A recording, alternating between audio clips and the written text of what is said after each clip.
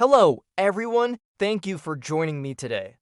The topic of this episode is what is gentrification in Mexico? As always, if you're interested in making this your home, buying property, retiring here, this is the place to get real unfiltered information. We will talk about some examples of gentrification. It happens all over the world, but particularly in Mexico, we see it quite frequently. And it is a phenomenon that can be both positive and negative depending on how you look at it. More and more people want to live in a big city. That is true. However, prices in Mexico City are climbing rapidly and the gap between rich and poor is becoming bigger and bigger. I personally see it happen all around me where I live. The truth is that it is driven by public policies such as tax breaks for investors and developers, and by the decisions of banks and financial institutions.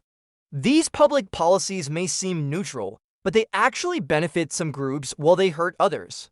He was a shoe shiner who would polish shoes on the streets. This is a beautiful area full of cafes, restaurants, boutiques, galleries, rooftop bars. If you haven't already, subscribe to get notified when we publish new videos. You can watch the video in Spanish on our channel. See you next time. I stopped to have lunch at a cafe. It was very nice. But when I went to the restroom, I couldn't help but notice the graffiti on the walls. Someone wrote, "We will not be erased," along with a bunch of tags. Underneath, another said, "They came for the cheap rent and now they complain about the rats and the roaches." Below that, someone had written, "This neighborhood was built by indigenous hands and will be liberated by indigenous hands." I thought about Pedro and the stand outside Costco. I wondered what had happened to him. Did he manage to find another spot? Is he still shining shoes? Did he find a way to adapt and thrive in the new environment? I hope he did. I would see him every Sunday morning when I walked to Costco. He had a regular spot right in front of the entrance. Pedro knew everything about shoes and he took great pride in his work. He told me that he learned the art of shoe shining from his father and grandfather. It was a family business. Over the years, I watched Pedro interact with his customers. He was a funny guy. He could make anyone laugh. His smile was contagious. Customers would wait in line to sit down on the small stool in front of him to get their shoes polished.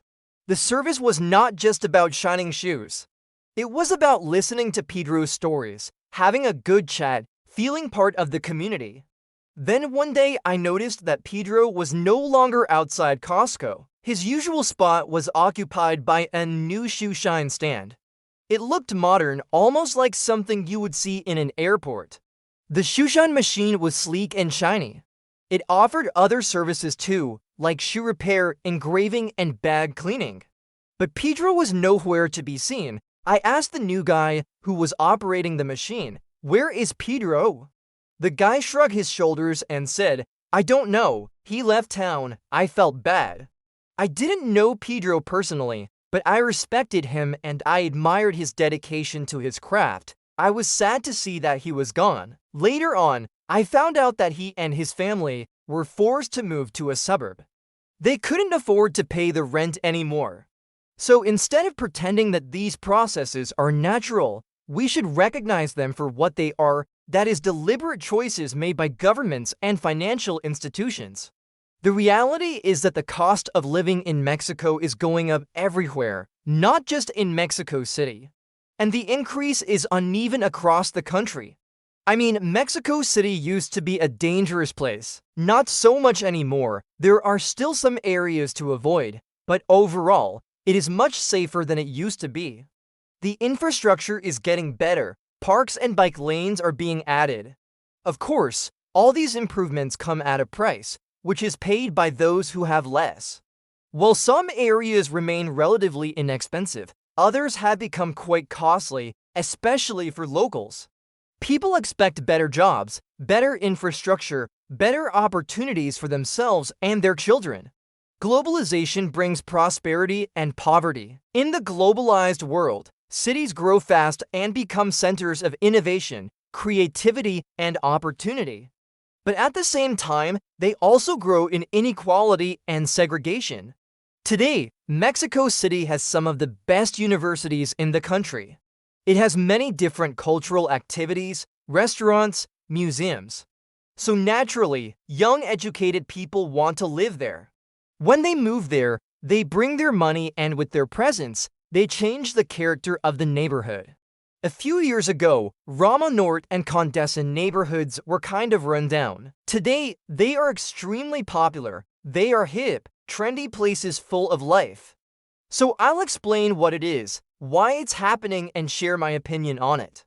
Gentrification is a fancy word used to describe the process where middle-class or upper-class people move into a neighborhood that historically has been lower income, and over time, they change the neighborhood. This is great for the developers and investors from the US and Canada who purchase condos to rent back to the hotel zone or to Airbnb. But it means that the city is changing. Local Mexican families who lived in modest homes for 3 generations are being priced out of the market. Many of them were born in those homes and could not afford to buy them when the owners sold them. They had no other choice than to move out and relocate to the outskirts of the city. In Guadalajara, the average rent for a 2-bedroom condo is around $1,200. In the next 10 years, this number will only grow. The city will continue to attract well-educated, highly skilled workers and entrepreneurs who bring their wealth with them. With their arrival, rents will go up and the city will change. Changing its demographics, the culture, the architecture, the landscape. That's close to 80 million Mexicans. This means that most Mexicans live in cities and are subject to rapid social, economic, and environmental changes. There are more cars, air pollution, noise, more people, more buildings, more demand for services, housing, etc. For many years, Mexico City was considered a very cheap place to live compared to the United States and Canada. However, Mexico City now ranks 3rd in the list of the top 10 cities with the highest cost of living in Latin America. The average cost of living in Mexico City is around $1,400 per month, whereas in the United States it is $2,700. Still, this is not a direct comparison because those numbers don't factor in healthcare, education, transportation, etc. The definition of gentrification is, note for my phone because this is how it appears online. Gentrification is the process of renewal and rebuilding undertaken in deteriorated areas of a city with the aim of making the area more attractive and profitable for middle-class and higher-class residents and businesses. So let me put it into simpler terms. Gentrification is when wealthier people move into an area, which changes the makeup of the community. Those who were living there before often need to move out because they cannot afford to live there anymore, or they have to adapt and change their ways to fit in and survive in the new environment. They might have to even change their attitude, their style of life. So let's take a look at the statistics. According to the 2020 census, 73.6% of the population lives in urban areas. There are many reasons why the cost of living has increased so much in Mexico City. The Mexican economy is growing. One of the biggest draws for foreigners who choose to live in Mexico City is the fact that it has one of the lowest costs of living in North America. In the past 5 years, several new high-rise luxury condo buildings have gone up in the area where I live, Puerto Vallarta.